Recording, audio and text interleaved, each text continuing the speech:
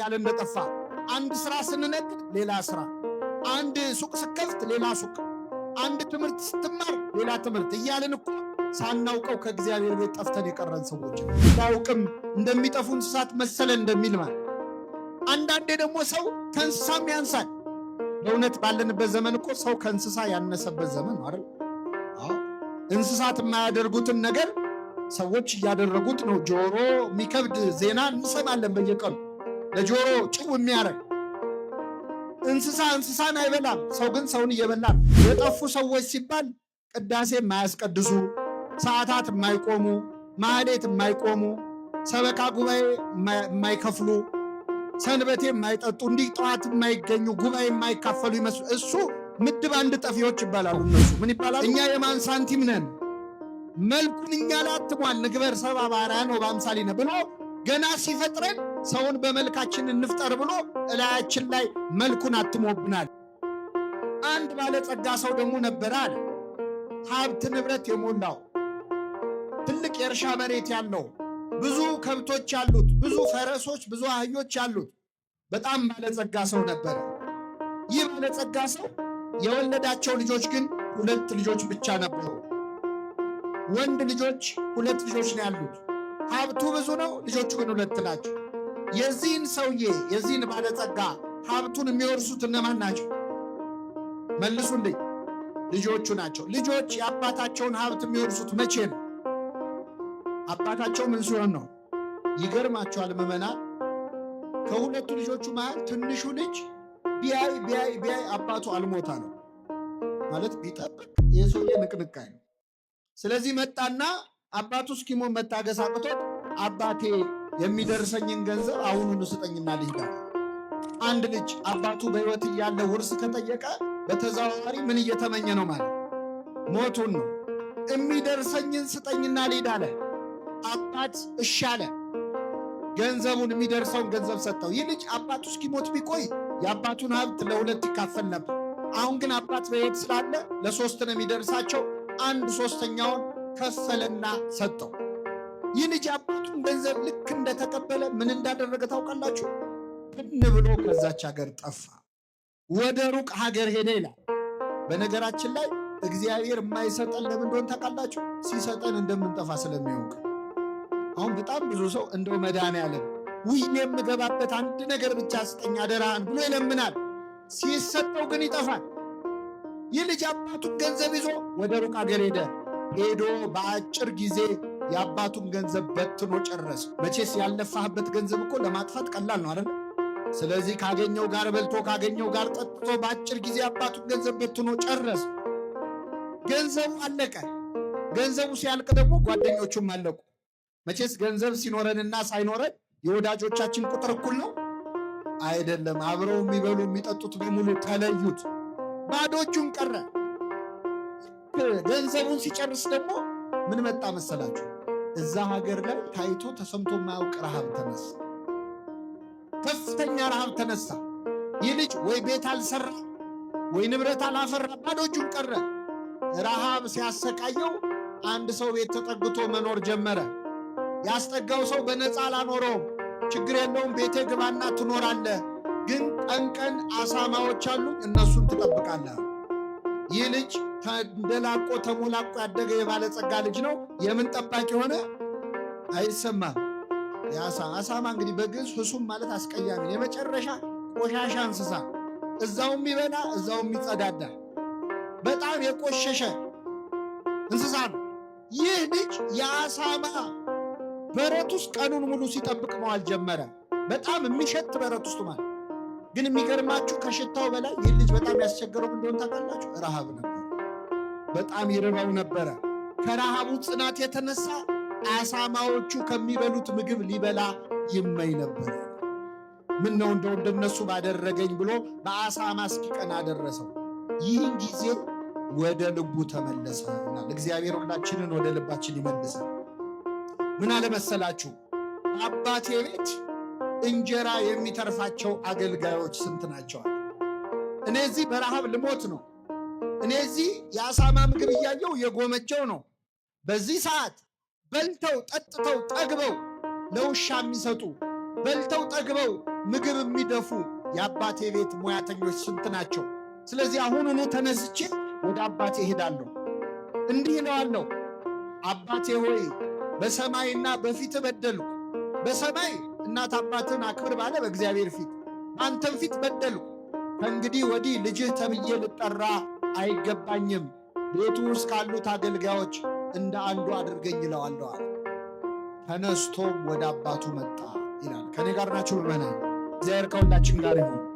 አባቱም ገና ከሩቅ ሳለ አየውና አዘነለት። ገና ብቅ ሲል ሲያየው አዘነለት። ወደ እርሱ ሮጠና አቀፈና ሳመ። ልጁም አባቴ ሆይ ልጅ ልባል አይገባኝም አለ። አባት ግን ገና ከአፉ ተቀብሎ ከሁሉ የተሻለ ልብስ አምጡና አልብሱት፣ ለጣቱ ቀለበት፣ ለእግሩ ጫማ ስጡት፣ የሰጠውን ፍሪዳ አምጡና ረዱለት፣ እንብላ ደስ ይበለን። ይህ ልጄ ሞቶ ነበር ሕያው ሆኗል፣ ጠፍቶ ነበር ተገኝቷል አለ። ደስ የሚላቸው ጀመር ይላል። ይህ ሁሉ ሲሆን ምዕመናን፣ ይህ ባለጸጋ ስንት ልጆች አሉት ብያቸዋል? ታላቅ ወንድሙ እርሻ ሲያርስ ውሎ ማታ ላይ ወደ ቤት ተመለሰ። ወደ ቤት ሲመጣ ቤቱ እልልታ በእልልታ ሆኗል። ድግስ ላይ ነው። ከበሮ ይመጣል፣ እልል ይባላል። አንዱን ሕፃን ጠራና ምንድነው የምሰማው ብሎ ጠየቀው። አይ ወንድም መጥቶ አባት የሰባውን ፍሪዳ አርዶለት ነው። ተቆጣ፣ ሊገባም አልፈለገም። አባቱም ወጥቶ ለመነው ይላል። መከረኛ አባት የጠፋው ልጅ ሲመጣ ቤት ውስጥ ያለው ደግሞ አልገባም አለ። ኧረ እባክህ ግባ አለው። አልገባም፣ እኔ እስከ ዛሬ እንደ ባሪያ ተገዝቼልሃለሁ። እንደምን ተገዝቼልሃለሁ? ካዘዝከኝ ያልፈጸምኩት አንድም ነገር የለም። ነገር ግን ለእኔና ለጓደኞቼ በግ እንኳን አርደ ብሉ ብለህን ታውቃለህ? ፍየል እንኳን አርዳ አብልተህን ታውቃለህ? ዛሬ ግን ገንዘብህን ከጋለሞቶች ጋር በልቶ ይሄ ልጅህ ሲመጣ አለ። ይሄ ምንህ ሲመጣ አይሰማም? ምኑ ነው ለሱ? ይህ ወንድሜ አይደለም ያለው። ይሄ ልጅህ ሲመጣ ፍሪዳ አረድክለት፣ ስለዚህ አልገባም አለ። አባት ግን ምን አለው? ልጄ ሆይ አንተ እስከ ዛሬ ከኔ ጋር ነበርክ። የእኔ የሆነው ሁሉ የማን ነው? ያንተ ነው። ነገር ግን ይህ ወንድምህ ሞቶ ነበር ሕያው ስለሆነ፣ ጠፍቶ ነበር ስለተገኘ ደስ ሊለን ሐሴትም ልናደርግ ይገባናል አለው ይላል። ስለ ቃሉ አምላካችን ስም የተመሰገነ ይሁን። ስንት ምሳሌዎች ነገርኳችሁ ምዕመናን። መጀመሪያ የጠፋው ምንድን ነው? ጅብ ነው። ሁለተኛው ሳንቲሙ ላይ ነቃ አላችሁ፣ ምንድን ነው? ሁለተኛው ምንድን ነው? ሶስተኛው ሰው ነው። የሚገርማችሁ የሉቃስ ወንጌል ምዕራፍ 15 አሁን ያነበብነው መድኃኒታችን ኢየሱስ ክርስቶስ ከተናገራቸው ምሳሌዎች ሁሉ እጅግ ወርቃማው ምሳሌ ነው። የሌሎች ምሳሌዎች አክሊል ነው፣ ዘውድ ነው። እንደውም አንዱ ሊቅ ምን አለ? መጽሐፍ ቅዱስ ቢጠፋ ራሱ ይህንን ምዕራፍ ወስዶ መጽሐፍ ቅዱስን ድጋሚ መጻፍ ይቻላል። እዚህ ውስጥ በጣም ብዙ ትምህርት አለ። ምስጢረ ሥላሴ አለ፣ ምስጢረ ሥጋዌ አለ፣ ምስጢረ ቁርባን አለ፣ ምስጢረ ትንሣኤ አለ፣ ነገረ መላእክት አለ፣ ብዙ ነገረ ድህነት አለ።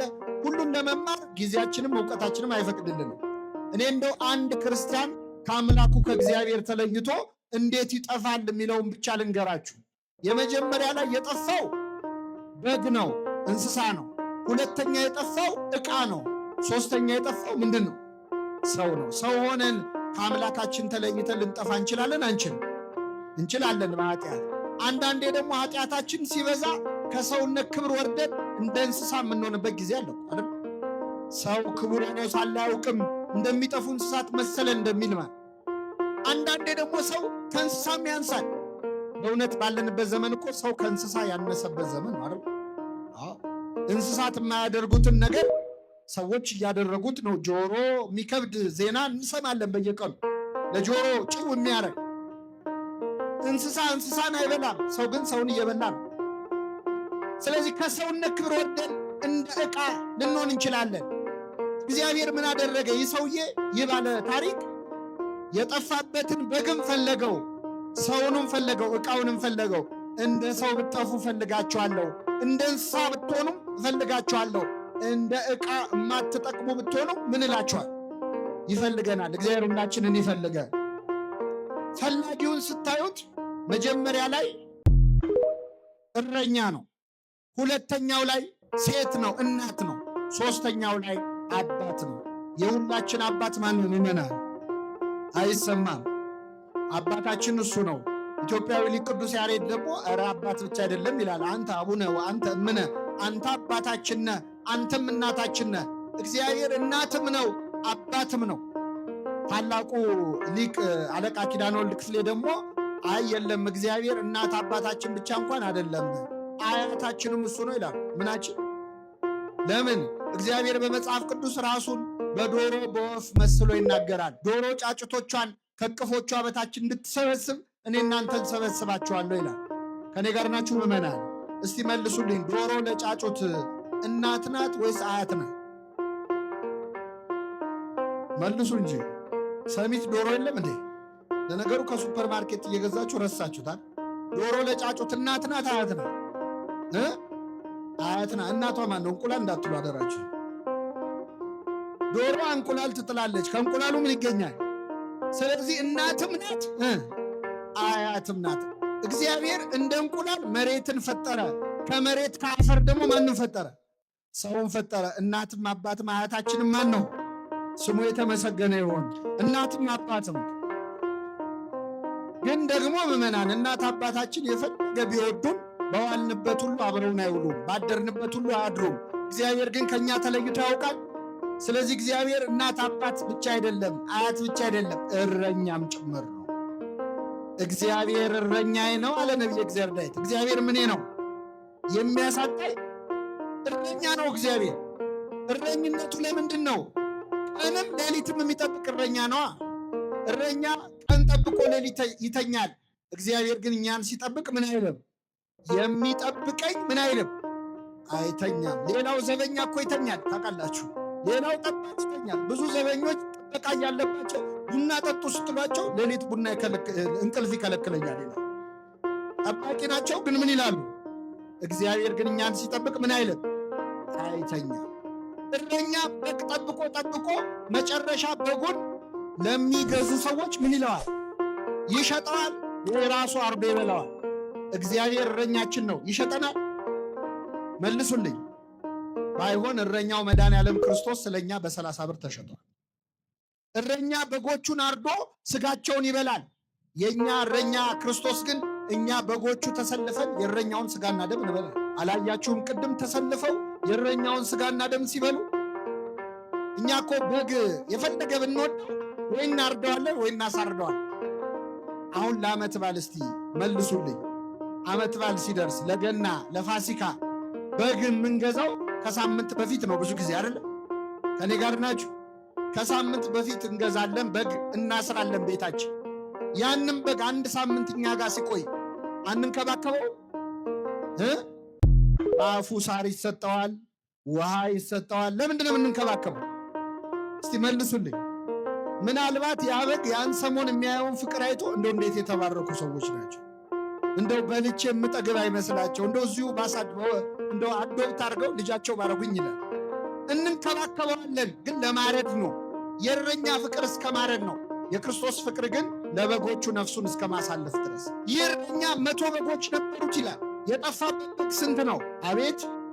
አንዱም በግ ፍለጋ በጨለማ ወጣ፣ እስኪያገኘው ድረስ ፈለገው፣ ባገኘው ጊዜ በትከሻው ተሸከመው ይላል።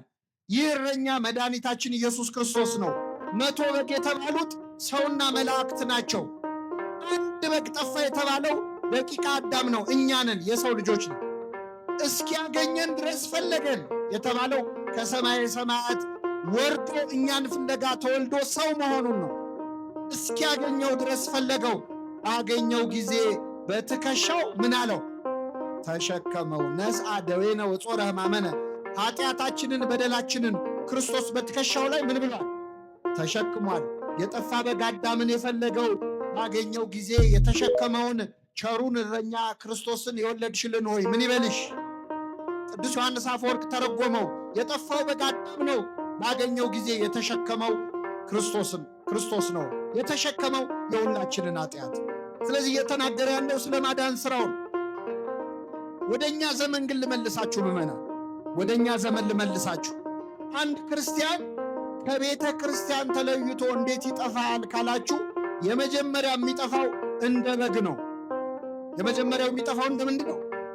እንደ በግ ነው። በግ እንዴት ነው የሚጠፋው? እስቲ ንገሩኝ ምዕመናን። በግ የሚጠፋው አውቆ ነው ወይስ አያውቅ ነው? መልሱልኝ። ምን እያደረገ ነው በግ የሚጠፋው? እስቲ ንገሩ። እዚህ ጋር ሳር እየበላ እዚህ ጋር የሚበላው ሳር ትንሽ ሲደርቅበት ወደዛ ሲሄድ አይደል? ውሃ ሲጠጣ እዚህ ጋር ደፍረስ ሲልበት ወደዛ ሲሄድ። በግ አስቦ ይጠፋል? አይጠፋም። በግ ሲጠፋ ቢመሽብኝስ ብሎ ያስባል? ተኩላ ቢበላኝስ ይላል? አይልም። የመጀመሪያው እኛ ክርስቲያኖች ከቅድስት ቤተ ክርስቲያን የምንጠፋው ልክ እንደ በግ ሳናውቅ ነው። ይሄ በግ እየበላ እየጠጣ እንደጠፋ ብዙ ሰዎች በእንጀራ ጉዳይ ከቤተ ክርስቲያን ይጠፋሉ። አይተው ይጠፋሉ።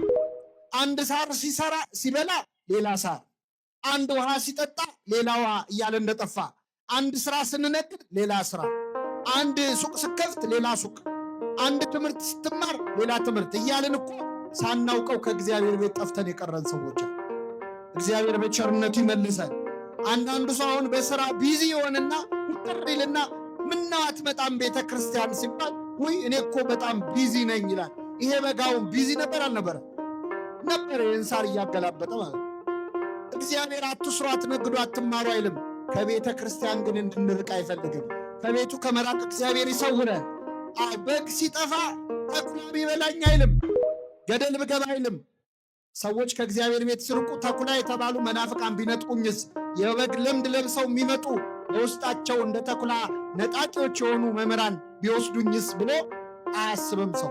ገደል ብገባ አይልም። ብሞትስ ሳንል ነው ከእግዚአብሔር ቤት እኮ የምንርቀው ብዙዎቻችን።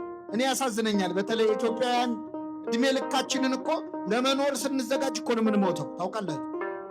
ለመኖር ስንዘጋጅ ቤት ለመስራት መኪና ለመግዛት እንደው የሆነ ህይወት ለመጀመር ስንዘጋጅ እንሞታል። የነፍሳችንን ነገር ትተን ስጋችን ላይ ብቻ ስንሮጥ ማለት እና እንዲህ የጠፋነውን እግዚአብሔር በቸርነቱ ይመልሳል። ምን አደረገ? ፍለጋ ወጣ እግዚአብሔር ይላል። አንድ ሰው ጠፋ ብሎ አይንቅም እግዚአብሔር። ፍለጋ ወጣ፣ እስኪያገኘው ድረስ ፈለገው። እስቲ ድምፃችሁን ከፍ አድርጋችሁ ይህን ቃል ከኔ ጋር ድገሙ። እስኪያገኘው ድረስ ፈለገው። እግዚአብሔር የሚፈልገን ምን እስኪለን ነው? እስኪ ደክመው አይልም፣ አይደክመውም። እስኪ ሰለቸው አይልም፣ አይሰለቸውም። ምን እስኪለን ነው የሚፈልገን? እስኪያገኝ። ባገኘው ጊዜ አነሳና በትከሻው ምን አለው? ይሄ ደግሞ በጣም ይገርማል። እስቲ አሁን ፀሐይ ላይ ነው ያላችሁት፣ ቃለ እግዚአብሔር እየሰማችሁ ነው። የበረከት ያርግላችሁ። አሁን እዚህ ፀሐይ ላይ ቀኑን ሙሉ በግ ስትጠብቁ ብትውሉ፣ አሁን እውነቱን ነው የምትነግሩኝ። ቀኑን ሙሉ በግ ጠብቃችሁ ውላችሁ ማታ ፀሐዩ ተጫውቶባችሁ እስቲ ገብቼ አረፍ ልበል ብላችሁ ቤት ስትገቡ አንድ በግ ቢጠፋ ያንም በግ ፍለጋ ስትወጡ ደስ እያላችሁ ነው የምትወጡ? እየተራገማችሁ ነው መችሰር? አዎ። ያንም በግ ፍለጋ ወጣችሁ ተራራ ጫፍ ወጣችሁ ብታጡት፣ ደግሞ ወርደን ወደ ታች ብናጣው፣ ወንዝ ተሻግረን ብናጣው፣ እንቅፋት ደግሞ ደና አድርጎ አንድ ሁለት እግራችንን ቢመታል፣ እኩል ሌሊት ላይ ያንን መዘዘኛ በግ ብናገኘው እንሸከመዋለን? እስቲ መልሱ። ትሸከሙታላችሁ? ቢቻል በዱላ ነው አይደል? እንኳን በግ ቀርቶ ልጅ ጠፍቶ ሲገኝ ምንድን ነው የሚደረገው? እኔ ልንገራችሁ፣ የእኔን ልምድ ላካፍላችሁ መሰለኝ። ልጅ ሲጠፋ በመጀመሪያ ወላጆች ወይኔ ልጄ ወይኔ ልጄ ወይኔ ልጄ ይላል አይደል? ሲገኝ ደግሞ ወይኔ የሚለው ልጁ ነው አይደለም? ምን አንቀዠቅ በጥርሳቸው ነው ብዙ እናቶች የሚያናግሩት። መጀመሪያ ገርፈው ነው ራሱ የት ነበርክ የሚሉት አይደል? አሁን በጣም የሚያስቀኝ አንዳንዴ እንጠፋና የት እንደነበርክ ንገረኝ ችግር የለውም አልመታህም የሚሉት ነገር አለ። ያጓጓሃል። ሊመጡ እኮ ነው ሊመቱ ነው። ተናገር ችግር የለው እኔ እውነቱ እንድትናገር ነው የምፈልገው ንገረኝ ይሉና ስትናገር ድርግም አድርገው ይመቷል። ከዛ ለንስሐ አባትህም አትናገር፣ ለሳይካትሪስትም አትናገር፣ ተለጉመ ትቀራለህ። ወላጆች ልጆቻቸው ከገረፉ በኋላ ነው የት ነበርክ የሚሉት። ይህ እረኛ ግን ባገኘው ጊዜ በትከሻው ምን አለው? አቤት! አይገርም? በጣም ይገርም እኮ። እመቤታችን ብቻ እኮ ነው ናት ልጇ ጠፍቶ ያልተጋረፈች እኮ እሷ ብቻ ነች። ታውቃለህ? 3 ቀን ጠፋባት እኮ ክርስቶስ። ኢየሩሳሌም ድረስ ተመለሰች ከዮሴፍ ጋር። በቤተ መቅደስ ውስጥ ከመምህራን እግር ስር ቁጭ ብሎ አገኘችው ይላል። ክርስቶስ የጠፋባችሁ ሰዎች ሌላ ቦታ አለ ቢሏችሁ እንዳትሰሙ። የክርስቶስ አድራሻው ቤተ መቅደስ ውስጥ ከመምህራን እግር ስር ነው የምታገኘው። ስታገኘው እመቤታችን አልተቆጣችም። አምላኳን ወልዳ ምን ታድርግ? ልጄ ሆይ አባትህና እኔ ስንፈልግ ለምን አስጨነከን አለችው። 3 ዓመት እኮ ይዛው ስትሰደድ ለምን አስጨነከኝ ብላ አታውቅ። ከፊቷ ዞር ሲል ግን ለምን አስጨነከኝ አለች። እመቤታችን ክርስቶስ ከሷ መራቁ ነበር ጭንቀቷ፣ ሌላ አይደል። ሌላ ወላጅ ግን ገርፎ ነው የት ነበርክ የሚለው። ይህ እረኛ ግን ባገኘው ጊዜ በትከሻው ተሸከመው ይላል። ከቤቱ እንደ በግ ተቅበዝብዘን የጠፋነውን ሰዎች በቸርነቱ ተሸክሞ ወደ ቤቱ ይመልሳል። አሁን ዛሬ ጠዋት ቤተክርስቲያን የመጣ ነው ልባም ስለሆንን ይመስላችኋል? አስተዋይ ስለሆንን ይመስላችኋል? አይደለም። ተሸክሞ ያመጣን ማን ነው? እግዚአብሔር። አሁንም እኮ ተሸክሞን ነው እንጂ ተመችተነው አይደለም። ችሎን እኮ ነው፣ ችሎን ነው በእውነት። ስለዚህ የመጀመሪያው አጠፋፍ እንደ በግ መጥፋት ነው። እንደ የጠፋነውን በቸርነቱ ይመልሳል። ሁለተኛ የጠፋው ምን ነበር ያልኳችሁ? ሳንቲም ነው። ይህንም ብዙ አላደክማችሁም። ሳንቲምን ቅዱስ የሮኒመስ የሚባለው የቤተክርስቲያናችን ሊቅ ወይም ጄሮም የሚባለው ማለት ነው ተርጉሞታል ደህና አድርጎ። ሳንቲም የተባለው የሰው ልጅ ነው ይላል። ሳንቲም ማን ነው? ለምን በየሀገራቱ በተለይ ንጉሥ ባለበት ሀገር ሳንቲም ላይ የንጉሱ መልኩ አብሮ ይቀረጽ። የኛ የሁላችን ንጉሳችን ማን ነው? ንጉሳችን ማን ነው? እኛ የማን ሳንቲም ነን? መልኩን እኛ ላይ አትሟል። ንግበር ሰብአ በአርአያነ ወበአምሳሊነ ብሎ ገና ሲፈጥረን ሰውን በመልካችን እንፍጠር ብሎ እላያችን ላይ መልኩን አትሞብናል። ስለዛ ግን በኃጢአት ስለቆሸሽን ነው እንጂ ሁላችን ላይ የእግዚአብሔር መልክ አለ። ስለዚህ እኛ የማን ገንዘቦች ነው? ስለዚህ የጠፋው ሳንቲም ሳይሆን ሰው ነው ማለት። ይቺ ሴት ምን አደረገች? ሳንቲሟ ጠፋባት። ሳንቲሟ ሲጠፋ በመጀመሪያ መብራት አበራች። ከዛ ቤቷን ጠረገች። ከዛ ሳንቲሙን እዚያው ቤት ውስጥ ከቆሻሻው መሃል አወጣችው። በጉ ከቤተ ክርስቲያን የጠፉ ሰዎች ናቸው። ሳንቲሙስ ምንድነው ካላችሁ፣ ይህ ሳንቲም ጠፍቷል፣ ግን ያለው ቤት ውስጥ ነው። ቤት ውስጥ ነው ያለው፣ ግን ምን ብሏል? ጠፍቷል። ሁለተኛ የጠፋ የሚባለው ምን እንደሆነ ታውቃላችሁ? ቤተ ክርስቲያን ውስጥ ሆኖ የጠፋ ሰው። አሁን እኛ ብዙ ጊዜ የጠፉ ሰዎች ሲባል ቅዳሴ የማያስቀድሱ፣ ሰዓታት የማይቆሙ፣ ማህሌት የማይቆሙ፣ ሰበካ ጉባኤ የማይከፍሉ፣ ሰንበቴ የማይጠጡ፣ እንዲህ ጠዋት የማይገኙ፣ ጉባኤ የማይካፈሉ ይመስሉ። እሱ ምድብ አንድ ጠፊዎች ይባላሉ። እነሱ ምን ይባላሉ? ምድብ አንድ ነው። ምድብ ሁለት ማን እንደሆነ ታውቃላችሁ? ቤተ ክርስቲያን ውስጥ ሆነን የጠፋን ሰዎች ነው። እንዳንፈልግ እዚህ ያለ ነው። ሰዓታት የምንቆመው እኛ፣ ማህሌት የምንቆመው እኛ፣ የምንቀድሰው እኛ፣ የምናስቀድሰው እኛ፣ ሰበካ ጉባኤው እኛ፣ ዘማሪው ሰባኪው እኛ። ጠፉ ተብለን እንዳንፈለግ ማለት ነው። አለን እንዳይባል ደግሞ ቆሻሻ ውስጥ ነው ያለን። ቆሻሻ ኃጢአት ውስጥ፣ ቆሻሻ ክፋት ውስጥ፣ ዘረኝነት ውስጥ፣ ጥላቻ ውስጥ። አሁን እግዚአብሔር እኮ ጨነቀው በእውነት እንዳያስወጣን እንዳይተፋን ፈጥሮናል። እንዳይወጣን ደግሞ ለብ ብለናል። በራድ ወይም ትኩስ ብትሆን መልካም ነበር፣ እንዲያው ለብ ስላልክ ከአፌ ልተፋ ነው ይላል። እንደዚህ ከመጥፋት እግዚአብሔር በቸርነቱ ይሰውረን። አያችሁ፣ እዚህም ሆኖ መጥፋት አለ ለካ። እንደኔ እኔ እዚህ እንደቆምኩት ቃሉን ቆሞ እየሰበኩ መጥፋት አለ፣ እያስተማሩ መጥፋት አለ። እና ቤት ውስጥ ሆኖ መጥፋት በጣም አስቸጋሪ ነው። ሌላውን እያስተማሩ ንስሐ ግቡ እያልን ንስሐ ማንገባ፣ ታረቁ እያልን ቂመኞች። ከኔ ጋር ናችሁ ምዕመናን? ጥሩምባ ነፊ ታውቃላችሁ? ታውቃላችሁ? አታውቁ? ጥሩምባ ነፊ ቀብር አይገኝም ይባላል። ብዙ ጊዜ ጥሩምባ ነፊዎች ድብልቅልቅ አድርገው በጠዋት ሰፈሩን በጥብጠው እነሱ ቀብር ላይ ይገኛሉ? አይገኙም። መናገር እንጂ መቅበር አይችሉም። የጥሩምባ ነፊ ህይወት ያለን ሰዎች አለን። ሌላውን ንስሐ ግባ የምንል እኛ ግን ማንገባ፣ ሌላውን ታረቅ የምንል እኛ ግን ቂመኞች። ልክ እንደ መርፌ አሁን ብዙ ቀዳዳ ይሰፋል፣ እላዩ ላይ ግን አንድ ቀዳዳ አለች። እሷን ይሰፋል? አይሰፋም። መርፌ የሆንን ሰዎች አለ።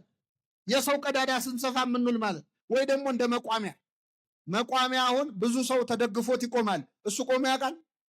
መልሱልኝ። ማቆም እንጂ መቆም አይችልም። እንደዚህ ያለ ህይወት ያለንን እግዚአብሔር በቸርነቱ ይማረን። ምን አረገች ሴቲቱ? መብራት አበራች ይላል። ምንድነው መብራት? ቃሉ ነዋ። ሕግህ ለመንገዴ መብራት ነው ለእግሬም ብርሃን ነው ይላል። ቤት ውስጥ ሆነን ለጠፋን ሰዎች የሚያበራው መብራት ቃሉ ነው። አበራች። ቤቷን ጠርጋ ያንን ሳንቲም ከቆሻሻው መሃል አወጣችው። እግዚአብሔር ሁላችንንም ከያለንበት ቆሻሻ ውስጥ ያውጣል።